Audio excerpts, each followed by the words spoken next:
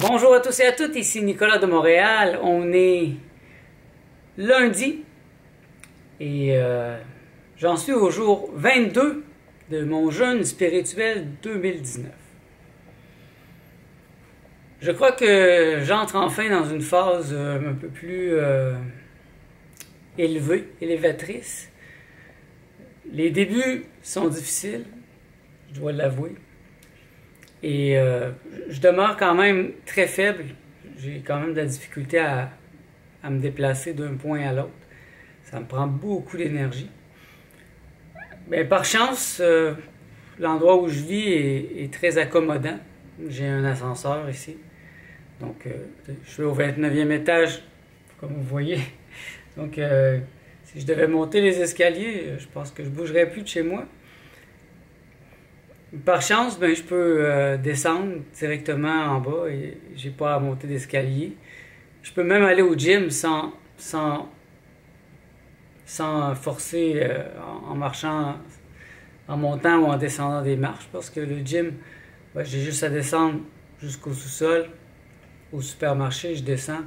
Et il y a même un ascenseur au gym qui m'amène jusqu'au spa. Donc, je me sens privilégié cette année. Vraiment, je suis dans des meilleures conditions que les dernières années pour faire des jeûnes. Et je vois la différence. Quand je reviens du spa, comme tantôt je suis allé au spa, je me sens léger. Parce que le matin, souvent, je me sens vraiment lourd. Moi, je suis quelqu'un qui, le matin, je me réveille avec le sourire, de bonne humeur et j'ai plein d'énergie. Mais là, c'est pas la même chose. Et en fait, ça me donne un peu plus de compassion envers les gens qui sont malades. Ça me montre à quel point la maladie peut affecter la personnalité de quelqu'un. Parce que je suis pas malade, là, mais presque.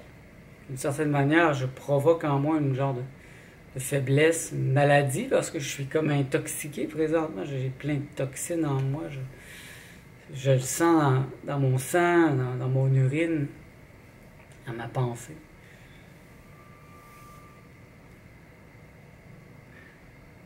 Et c'est ça. Donc, la première partie était plutôt physique. C'est plutôt physique, l'aspect des problématiques. Et là, j'entre, je pense, dans une phase un peu plus élevée, où c'est quand même difficile, parce que il y a des moments lancinants, mais il y a des grandes réflexions profondes maintenant qui peuvent se faire, qui ne pouvaient pas parce que j'étais encore attaché au monde physique. Et là, je suis tellement peu, je bois tellement peu d'eau, je mange pas du tout, je vais plus chier. J'urine un petit peu, et donc c'est très abstrait. Et ça m'amène justement à des réflexions intéressantes sur la non-dualité. Par exemple, depuis ce matin, je réfléchis à une phrase. On ne peut pas s'engager sur le chemin si on n'est pas le chemin soi-même. Donc, je ne peux pas m'engager sur le chemin si je ne suis pas déjà le chemin moi-même. Ou dans la même ordre d'idées, quand, non, ou sinon ici, quand, sinon maintenant. Vous voyez, ce genre de petite réflexion est intéressante. Ça me ramène dans le ici maintenant. Parce que c'est facile de me projeter présentement dans le futur. Et bien sûr, je suis coupable de le faire à bien des moments de la journée. On le fait tous, ou presque, dans notre vie de tous les jours. Et dans le cas présent de mon jeûne, c'est que je me projette, j'aimerais donc que ça soit fini. Parce que ça fait, j'ai 21 jours de mon jeûne spirituel, mais il m'en reste peut-être 40. Pour ma cure de jus, je suis rendu à 12. Non, mon jeûne à l'eau, je suis rendu à 12 jours. Donc, je suis techniquement même pas à la moitié. C'est vrai que ça peut être décourageant. Et là, je me projette quand je vais avoir fini, qu'est-ce que je vais manger? Et ça devient une obsession. Et c'est très obsédant par moment. Je fais des rêves où je mange. C'est rare que je fais des rêves où je mange. Mais quand je fais des jeûnes, la nourriture apparaît dans mes rêves et là, je peux manger. Ou non. La semaine passée, j'ai fait un rêve et j'allais me faire quelque chose à manger. Et là, j'ai entendu une voix qui me disait, ben non, sois congruent et puis continue. Alors j'ai laissé la nourriture là et je me suis rappelé que j'étais dans un jeûne. C'est une drôle de mise en abîme. Et je trouve que c'est un bon moment pour réfléchir à ces choses-là présentement. Parce que d'une part, c'est vrai que comme j'ai dit hier, ces temps-ci, j'étais très obsédé par connecter avec des maîtres, des professeurs, recevoir des enseignements et tout et tout. Et donc c'était toujours à l'extérieur de moi. Alors que là, ben, le processus même m'amène physiquement à comprendre que je n'ai pas besoin de grand-chose. Comme j'ai dit hier, j'expérimente un peu avec les jeûnes secs.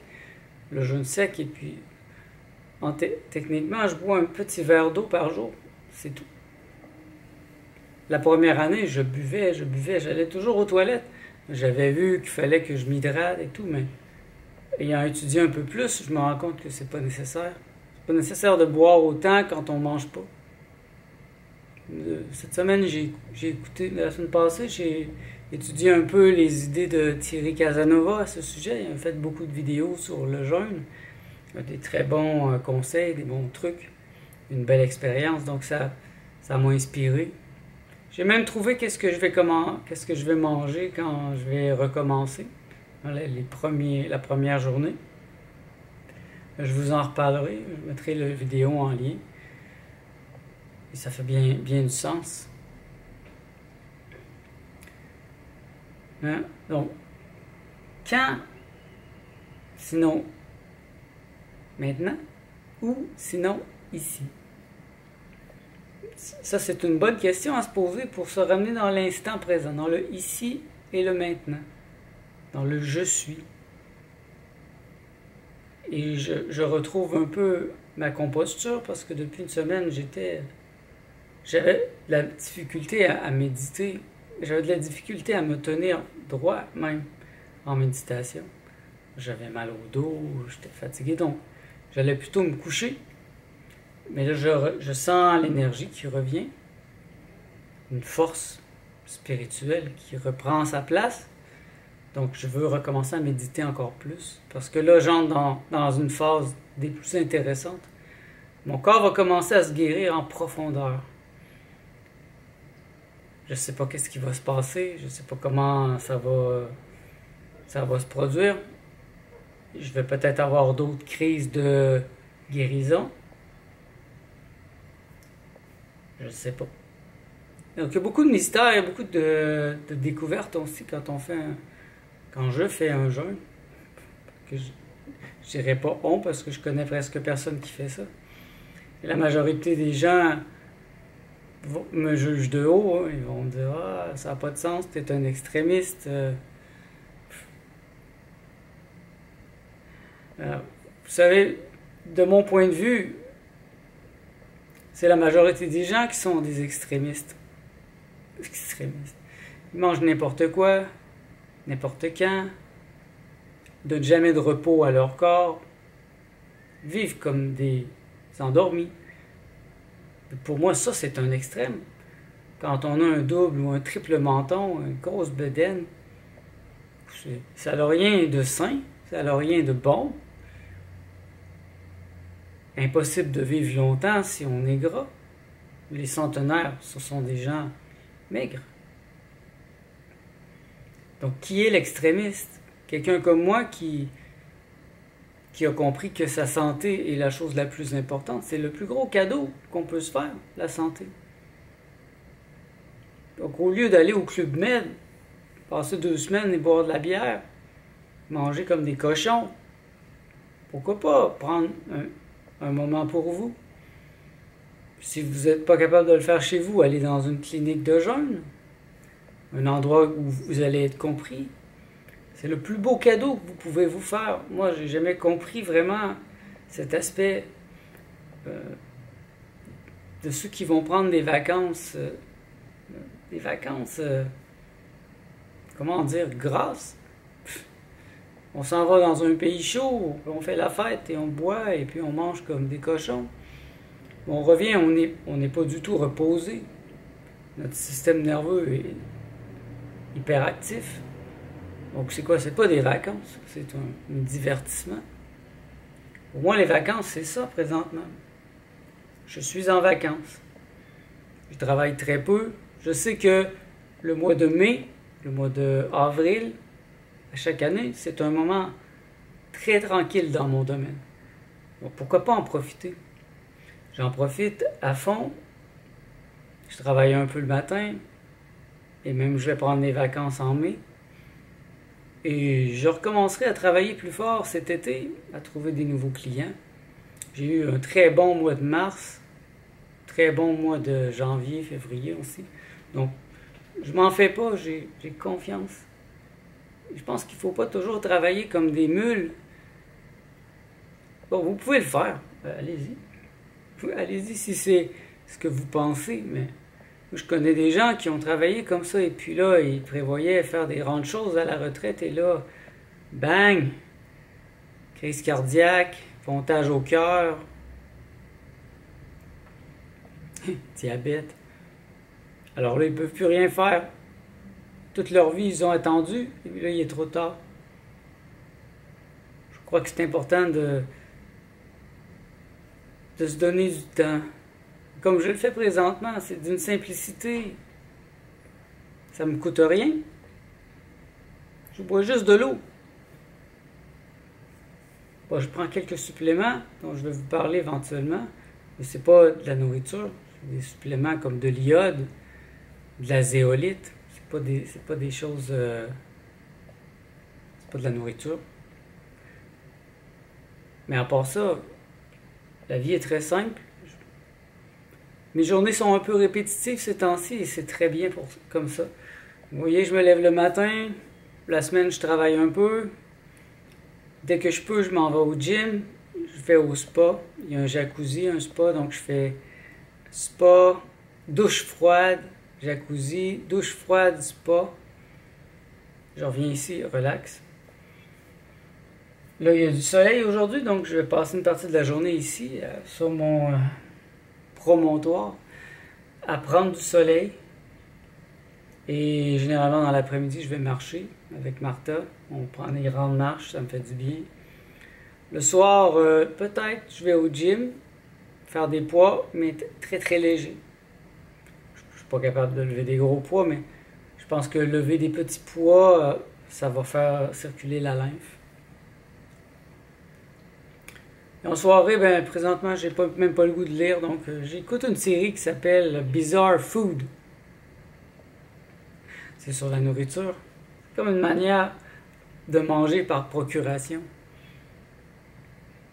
C'est tellement absurde, c'est juste de la viande, c'est vraiment gras, mais pour moi, c'est un divertissement.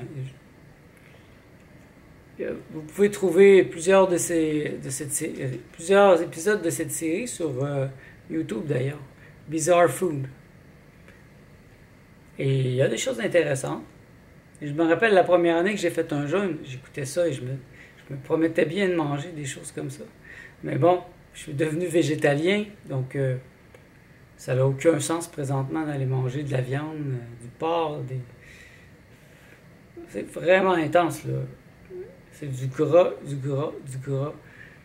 Il mange presque juste de la viande dans ces émissions-là, mais il voyage à travers la planète, il va dans des endroits bizarres où il va trouver de la nourriture, très bizarre parfois. Et ça m'inspire, et j'ai pas tellement le goût d'écouter d'autres choses ces temps-ci. Sinon, je vais me coucher, je vais m'étendre. Je dors pas, souvent. Je passe des grands moments couchés dans mon lit, juste à ne rien faire. Je comprends que faut que je donne le maximum d'énergie à mon corps pour se réparer. pour faire son travail. Parce que si je m'active, puis je travaille, puis je fais ci, puis je fais ça, ben, j'ai pas très bien compris le principe du jeûne. Le jeûne nous amène à relaxer, à ralentir, à prendre du temps pour soi. Et pour moi, c'est sacré. C'est sacré ce que je suis en train de faire. Même si profondément je me sens incompris. Peut-être vous qui m'écoutez, vous comprenez parce que vous êtes dans un état d'esprit similaire. Mais je ne peux pas dire que je me sens compris présentement. Il n'y a personne dans mon entourage qui m'encourage à faire ça. Au contraire. C'est toujours des préjugés, des jugements. Et surtout que de plus en plus, je vais avoir l'air d'un squelette vivant. Je ne serai pas beau à voir. Mais de toute façon, je le sais, après quelques semaines, je vais reprendre une partie du poids. Donc ça fait appel à des qualités dont j'ai parlé dans les dernières vidéos, hein, la force mentale, le contrôle mental, la connaissance. Il faut bien connaître le domaine, il faut avoir étudié, à moins de le faire dans une clinique, là, mais moi, pourquoi j'irais dépenser, je ne sais pas combien, de 1000$ pour faire un jeûne à l'eau, alors que je peux le faire chez moi, dans mes choses. Si j'ai le goût de lire, je vais lire. Sinon, je ne lis pas. Je peux m'asseoir ici. Vous voyez, quelle belle vue j'ai. J'aurais jamais une vue comme ça.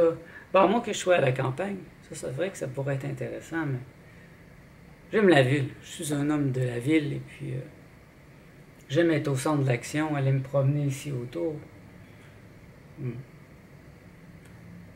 Donc, ne vous en faites pas. Tout va bien. Tout va bien. Il me semble que je suis en pleine maîtrise. Je maîtrise la situation. Je sens que j'ai un bon contrôle. Et qu'il n'y a pas de danger. Je suis très à l'écoute de mon corps. Mon corps me parle très fort présentement. Je suis de plus en plus sensible. Donc, voilà. Mon partage pour aujourd'hui, c'est ça. Ça continue. Tout va bien. Je suis bien heureux. Au fond de moi-même, je suis heureux. Je suis heureux de faire ça et je suis très fier de moi d'être rendu ici, d'être rendu là et d'avoir la force mentale de continuer, même si le but est encore loin. Oui, le but est encore loin. Il me resterait à peu près 28 jours. Quand même long. Mais, premièrement, je dois devenir le chemin. Je dois être le chemin. C'est-à-dire faire un avec le chemin. Ne plus y avoir de but. Ce n'est pas le but qui compte, c'est la manière que je marche sur le chemin. Et si je deviens le chemin en plus, je marche à l'intérieur de moi-même. C'est l'auto-mouvement de l'être.